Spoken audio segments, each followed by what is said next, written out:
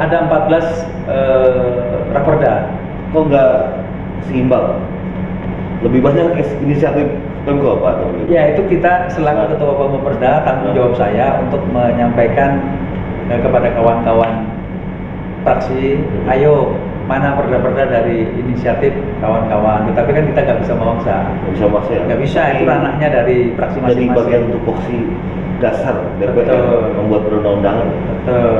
Salah satu juga di 2019 saya juga dari fraksi kami PKB itu mengusulkan menginisiasi perda penanganan fakir miskin dan yatim piatu, penanganan fakir miskin dan yatim piatu di Banjarbaru. Menarik juga. Ya, kemudian yang 2021 fraksi kami menginisiatif fasilitasi pesantren. Pesantren juga ya? Pesantren juga, karena kita berpikir bahwa di Banjarbaru ini masih banyak yang namanya guru-guru ngaji kampung, kemudian tokoh-tokoh agama, mubalik, ustazah, itu belum ada perhatian dari pemerintah kota. Paling nggak payung hukumnya. Payung hukum, kalau ada payung hukumnya, misalnya contoh insentif buat guru-guru ngaji kampung, sekarang kan belum tersentuh. Kemudian kalau misalnya ulama-ulama kita ada yang sakit, kemudian siapa yang biaya di rumah sakit, kan belum ada campur tangan dari pemerintah. Mau makan uang tapi nggak ada payung hukumnya, susah juga, Pak ya. Betul, makanya kita buat payung hukumnya itu. Ada hal menarik bagi saya untuk dikupas, mungkin sedikit lah, kita nanti akan kupas banyak di podcast berikutnya. Soal inisiatif dari Dewan tadi, ada dua hal, perda tentang disabilitas dan kemudian fakir miskin. Karena disabilitas agak baru, tentu banyak infrastruktur yang masih belum bisa dimaksimalkan, Pak ya, menerapkan perda itu, karena di sisi lain Perwali juga masih belum ini juga ya. Ada perda fakir miskin di Banjarbaru. Yang jadi pertanyaan adalah apa sih Pak Tarmidi yang kriteria masyarakat miskin itu dari produk hukum itu? Ya, kita melihatnya sama dengan kayak disabilitas ya. Fakir miskin, penanganan fakir miskin, anak terlantar, yatim piatu, itu harus memang benar-benar harus kita tangani. Karena biar bagaimanapun itu juga warga kita. Kita melihatnya bahwa kalau kita bicara kriteria orang miskin sulit, nggak ada kriterianya. Kita ke dinas sosial pun apa sih masyarakat miskin, nggak bisa juga. Jadi yang sekarang ini dikatakan miskin itu yang lebih tahu adalah stakeholder yang paling bawah, yaitu Pak RT ya. Pak RT. Jadi sepanjang Pak RT mengeluarkan surat keterangan tidak mampu, ya kalau sekarang sih bahasanya surat keterangan tidak mampu. Kalau dulu surat miskin sebenarnya. Nah itu dikatakan miskin. Kriteria apakah orang itu miskin karena nggak punya motor, atau rumahnya lantainya tanah, atau dindingnya papan, itu nggak jelas. Di dalam perda itu dan disebut kriteria miskin. Menunggu Perwali ya? Ya, nunggu Perwali. Perwali masih belum ada juga ya? Betul. Tapi harapan Pak Tarmidi di bawah perda, apakah sedetil itu nanti dijelaskan di Perwali? Betul, harus kita supaya jelas, supaya tidak salah sasaran. Nanti kan pasti ada bantuan, Pak ya? Betul. Tiba-tiba orang yang mampu, rumahnya bagus, dapat bantuan nih. Jadi harus jelas. Kalau yatim piatu jelas. Iya.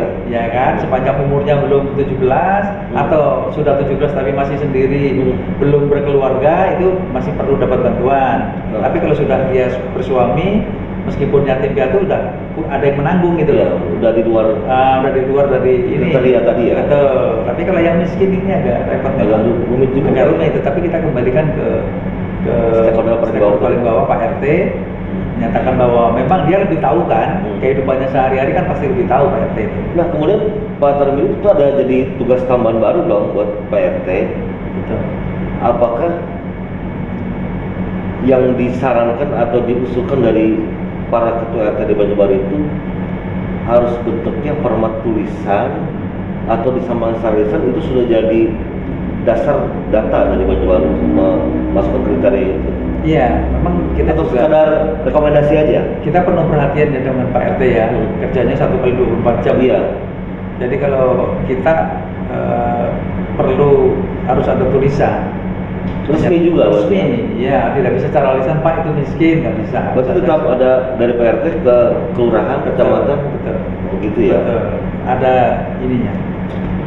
Apa sulitnya Pak Tarmidi ketika kita masih belum terkendala karena masih belum ada perwali? Apa kendalanya? Kalau belum ada perwali kita sulit, Mas. Sulit, sangat sulit. Jadi bagaimana kita mau menerapkan ini? Sementara teknisnya kita belum tahu. Sisi payung hukumnya perda kita buat, tapi teknisnya di dalam teknis itu seperti apa kan kita tidak tahu. Apalagi menyangkut restribusi, tarif, wah itu sangat sulit, nggak bisa. Kita tahu ini Pak Tarmidi, Banjarbaru salah satu daerah yang menjadi terdampak banjir, kemudian juga jadi pandemi. Tentu bantuan-bantuan banyak disalurkan baik dari pusat, provinsi dan daerah itu sendiri. Tentu soal kebutuhan adanya perwali itu secepatnya kayaknya Pak Tarmidi harus ada ya. Betul. Kalau DPR menargetkan berapa lama Pak Tarmidi perwali itu ada? Mestinya begitu ini disahkan, setahun kemudian itu sudah harus jalan. Paling tidak 1 tahun kemudian. Iya, paling tidak setahun kemudian sudah jalan perda itu. Nggak perlu harus menunggu bertahun-tahun. Kebetulan kita pada saat banjir kemarin juga terlibat langsung turun ke masyarakat. Iya. Kepedulian masyarakat Banjarbaru itu luar biasa. Ya saya dengar juga bantuin. Betul, tanpa dikomando oleh pemerintah kota, dia bergerak untuk membantu warga tetangga. Warga tetangga itu warga kabupaten kota lain yang masuk ke sini, membuat posko sendiri. Iya. Coba luar biasa itu. Saya sangat salut. Oke. Pak Tarmidi, bicara soal perda, dari sekian banyak peraturan daerah di Banjarbaru, setahu Pak Tarmidi, apa yang paling berpotensi mendapatkan pemasukan kas daerah? Oh ya, jadi kita ada perda pajak daerah namanya. Perda pajak daerah itu sekarang perda-perda itu dulunya dipisah-pisah. Sekarang jadikan satu menjadi namanya perda pajak daerah. Apakah pengaruh dari ombudsman? Iya, gitu ya. Ombudsman, Omnibus Law. Omnibus Law ya. Omnibus Law. Iya, Omnibus Law. Jadi ada 10 perda pajak yang digabungkan menjadi satu yang namanya pajak daerah. Salah satu contohnya misalnya kayak pajak hiburan, pajak restoran. Nah itu dijadikan satu. Kemudian pajak BPHTB, pajak reklame, pajak air tanah, pajak PJU, PBB, kemudian pajak sarang burung walet. Iya. Nah itu juga jadi satu pajak menjadi pajak daerah. Itu potensi untuk mendapatkan PADI ya. Cukup banyak Pak ya. Iya, kita masih banyak potensi di Banjarbaru. Tapi dari sekian banyak itu tentu masih banyak perwali yang belum ada ya. Betul. Tapi kalau ini sudah pajak daerah sudah ada perwalinya ya. Sudah ada perwali. Oke Pak Tarmidi, sebelum saya ke pertanyaan pamungkas, apakah pernah perda atau raperda itu dibuat memang tidak disepakati antara kedua belah pihak, antara eksekutif dan legislatif? Oh nggak terjadi Mas? Iya. Itu nggak terjadi. Pernah? Belum pernah zaman. Belum pernah. Sebenarnya saya belum pernah. Jadi usulan itu kan sebelumnya memang diusulkan ke Bapak Perda. Jadi kesepakatan itu bukan dalam rangka pada saat nanti pembahasan, bukan, tapi lebih dulu ada jadi masuk lagu ya di Bapak Perda dulu. Kira-kira misalnya contohnya nih, misalnya perda terkait dengan perda perumahan yang saat ini mungkin di salah satu pasalnya mungkin luasan untuk perumahan itu 160 meter. Sekarang kan 10 kali 16 segi ya. Ya. Kemudian ada mungkin dari SKPD instansi terkait mengusulkan misalnya menjadi 200 atau dikurangi. Itu kita anu dulu di Bapak Perda. Kalau ini ternyata memberatkan masyarakat, ya kita tidak perlu kita revisi. Nah seperti itu. Jadi di situ bukan berdebat atau tidak setuju, tidak. Tetap ada komunikasi. Tetap di situ. Oke, Pak Tarmidi, kita akan bertanya dengan Pak Tarmidi di penghujung podcast ini. Pak Tarmidi, kalau untuk sebuah raperda tadi paling minimal 3 tahun ya Pak ya? 3 tahun. 3 tahun. Itu boleh direvisi. Boleh direvisi. Iya. Kalau perda itu baru dibikin 1 tahun, tiba-tiba ada peraturan dari pusat yang harus memaksakan menyesuaikan setiap daerah itu, apakah itu bisa dilakukan? Sementara ini memang belum ada seperti itu ya. Sementara, tapi kalau memang itu sifatnya urgensi, saya pikir bisa itu. Berarti bisa ya? Ya, tapi kita lihat juga kebutuhan perda itu di Banjarbaru, di Banjar atau di tempat Di kita daerah kearifan sekitar. lokalnya seperti apa.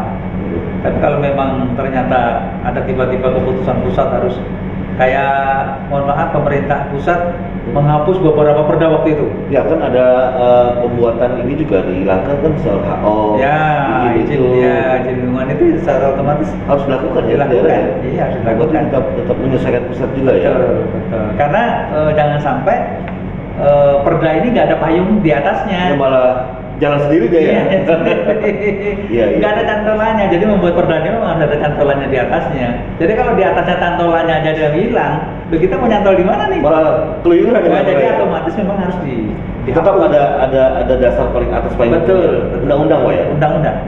Pak, terakhir saya tambahan Pak. Oke. Dari undang-undang posisi perda di mana Pak? Di bawah dong. Di bawah. Jadi undang-undang, nanti peraturan pemerintah, ya kan? Iya. Kemudian baru Turun ke Permen, turun permen, baru ya ke perdanya ya. Ya. Ditambah dikuatkan dengan perwali Betul. atau pergub juga. Iya, iya. Masing-masing wilayah kita. Pak Tarmidi, ada yang menarik dalam DPRD terkini ya, ada program baru soal sosialisasi perda. Dalam bentuk apa saja perda itu disampaikan ke masyarakat? Oke. Jadi gini Mas Rudi, saya terima kasih Oh, iya. dengan kehadiran podcast Kata Demi Kata ini. Siap. Ini suatu luar biasa, proposal yang sangat luar biasa, dan ini juga salah satu bentuk sosialisasi Bapak Perda dalam rangka mensosialisasikan perda ke masyarakat. Siap. Jadi saya pikir ini terus kita lanjutkan, komunikasi ini kita lanjutkan, dan saya sangat mendukung program Kata Demi Kata podcast ini. Ini tentu juga memberikan efek yang luar biasa terhadap masyarakat, sehingga masyarakat yang awalnya tidak tahu menjadi tahu, dan awalnya masyarakat tidak paham menjadi paham, karena tentu akan kita share sehingga masyarakat luas lebih bisa memahaminya lagi. Terima kasih. Kira-kira itu. Terima kasih Pak Tarmidi, mudah-mudahan jadi manfaat dan jadi ruang edukasi untuk masyarakat Banjarbaru soal peraturan daerah. Oke, kita sudah ngobrol dengan Pak Tarmidi, Ketua Bapeda Kota Banjarbaru. Banyak hal yang menarik di awal podcast bersama Pak Tarmidi. Nanti kita akan melanjutkan di edisi berikutnya tentang perda disabilitas juga. Pak Tarmidi cukup menarik di Banjarbaru, termasuk juga perda fakir miskin. Kita akan bahas lebih detail dengan Bapak Perda di edisi podcast berikutnya. Semoga podcast kali ini bermanfaat bagi masyarakat ketika ada peraturan daerah. Mudah-mudahan Pak Tarmidi, masyarakat bisa menaati perda, juga tidak memberatkan ke masyarakat. Kemudian apabila ada perda-perda yang dianggap mandul, warga juga bisa menyampaikan aspirasi itu ke DPR. Oke, tetap saksikan podcast Kata Demi Kata, surat kabar digital.com, tentu dengan para wakil rakyat Kota Banjarbaru, dengan isu-isu terkini di Kota Banjarbaru. Salam Kata Demi Kata, sampai jumpa.